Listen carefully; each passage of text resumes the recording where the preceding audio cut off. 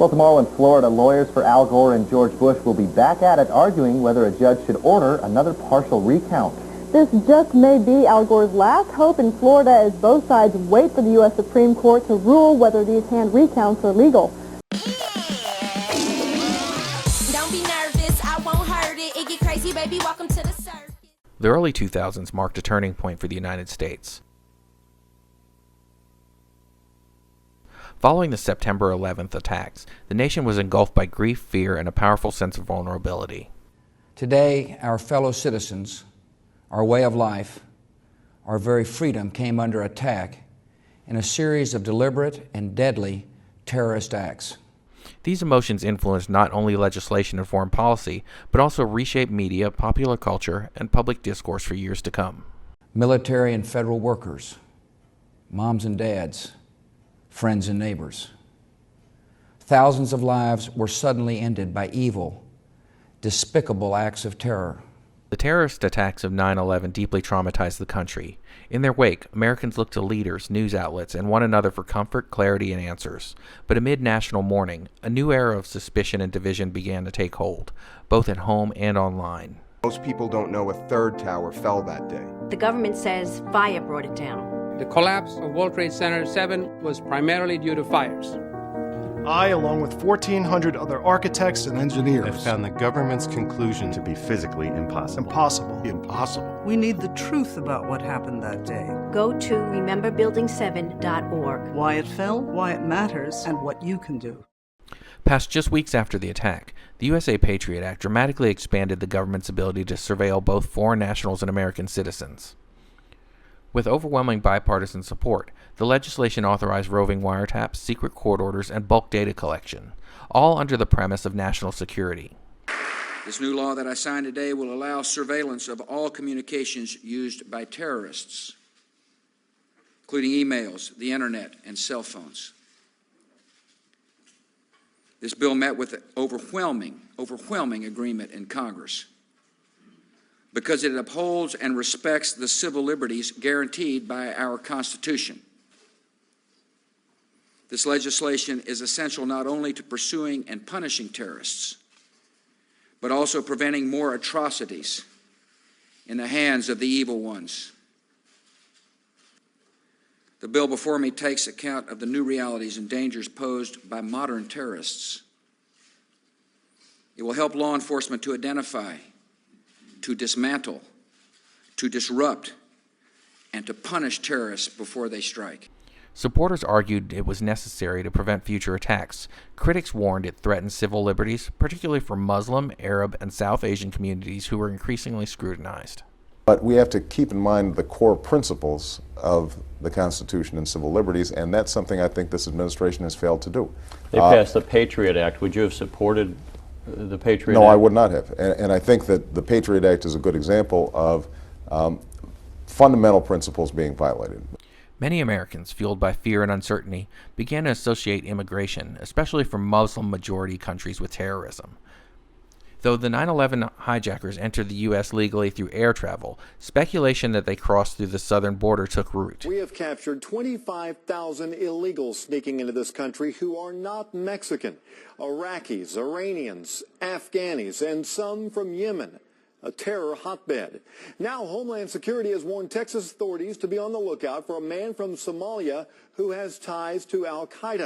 Combined with a growing wave of Islamophobia, the speculation shifted national focus towards the U.S.-Mexico border, laying the groundwork for future immigration debates and border policies.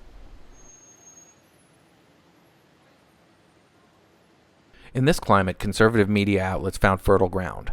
Fox News, under Roger Ailes, embraced a style of emotionally charged storytelling that blended patriotism with alarm. Their messaging targeted viewers who felt traditional American values were under siege, frequently linking immigration, terrorism, and crime under a single narrative. I would have to have people totally committed to the Declaration of Independence and the Constitution of this United States. And many of the Muslims, they are not totally dedicated to this country. They are not dedicated to our Constitution. Many of them are trying to force Sharia law on the people of this country. Now, last week we told you about the plight of farmers in California's San Joaquin Valley. They are the victims of a drought that was created by the government, which turned off the water supply to their farmers in order to save a 2-inch-long fish called the Delta smelt. Television and radio pundits like Bill O'Reilly, Sean Hannity, and Rush Limbaugh framed political events through the culture war lens. In their hands, the news was not just information, it was identity reinforcement. Viewers were not merely watching the news, they were joining a cause. Listening to people like Rush Limbaugh and Glenn Beck these days, I cannot figure out whether these right-wingers are more dangerous when they're in power or when they're out of power. Because when they're out of power, you know, their paranoia goes off the charts. This Glenn Beck guy, I wouldn't even give him the time of day, except he's a big star now on Fox, and a lot of people believe, and he's talking about FEMA concentration camps. Yeah. He says we are headed toward socialism, totalitarianism, beyond your wildest imagination, but apparently not beyond his wildest imagination. Right. Did you see what he said about that? He said, I can't prove these FEMA concentration camps, but let me tell you about them anyway. As the 2008 presidential election approached, the rhetoric intensified. Conservative figures frequently referred to Barack Obama by his full name, Barack Hussein Obama, subtly invoking fears rooted in Islamophobia. The baseless birther conspiracy, questioning whether he was born in the United States, gained traction in conservative circles, despite being debunked repeatedly.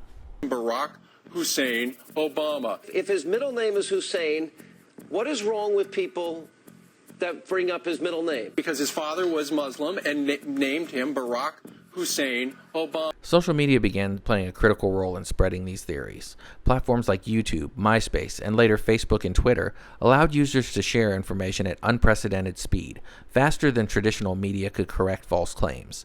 Unlike newspapers or network TV, there were few editorial checks and no clear accountability.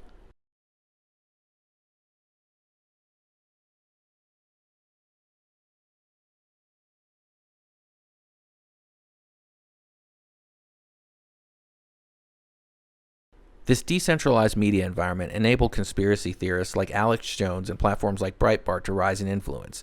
Their content, often blending fringe speculation with half-truths, attracted audiences hungry for narratives that confirmed their fears or offered alternative explanations. Shocked by it, so I'm up here bashing it because I don't like gay people. I don't like them putting chemicals in the water that turn the friggin' frogs gay. Between 2000 and 2009, the internet transformed from a novelty into a dominant cultural force.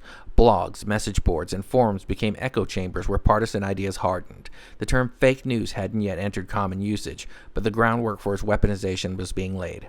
Unironically feeds the tentacles of corporate globalism. These social media platforms have already neutered their user base into understanding what they can and cannot say. They are effectively echo chambers of the far left, as their continued excuse is that advertisers will not accept ideas that stray from the corporate globalist Overton window. During this time, television and music culture also mirrored the country's changing mood. TV shows like 24 and Homeland dramatized counterterrorism and embedded the idea of a permanent threat. I never met him. I'm just making sure we don't get hit again. On behalf of the President of the United States, it is my privilege to welcome you home. Homeland, coming this fall.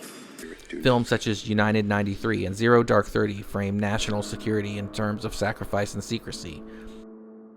Meanwhile, post 9/11 pop culture saw an increase in hyper-patriotic themes. Country music surged in popularity with artists like Toby Keith, while punk and hip-hop responded with anger and criticism, from Green Day's American Idiot to Mos Def's political verses.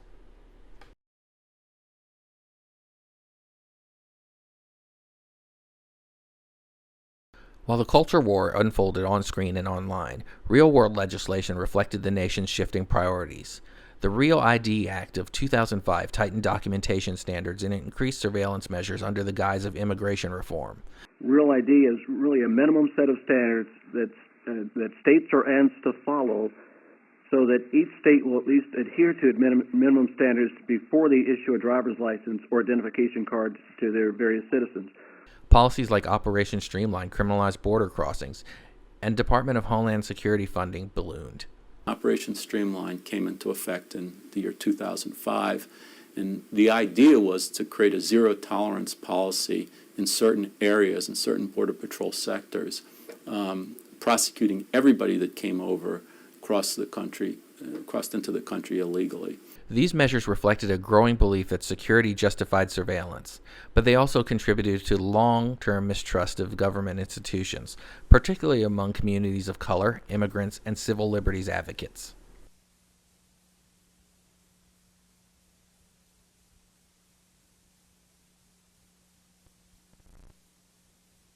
By the end of the decade, the divide was unmistakable. Americans weren't just disagreeing, they were living in separate information realities.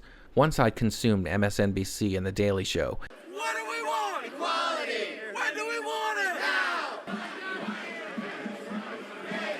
Now. If we could get your reaction to Obama. And the other turned to Fox News and talk radio. Social media allowed each to curate their own echo chambers. If you have ever been to an anti-abortion rally, you have been profiled. If you think that the federal government is too big and that we need to bring power back to the states, you have been profiled. Meanwhile, we can't profile at the airports for the real terrorists. The early 2000s gave rise to a media landscape no longer grounded in shared facts. National trauma, new technology, and ideological media combined to create a new atmosphere where truth became subjective, and trust in institutions eroded. The Patriot Act may have been the legal signature of the post-9/11 era, but culturally, it was the era's paranoia, polarization, and media fragmentation that would define the years to come. This is how Fox News discusses current events. Death! Chaos! The end times, people! They're coming for you and your family! So you might want to listen to my first guest.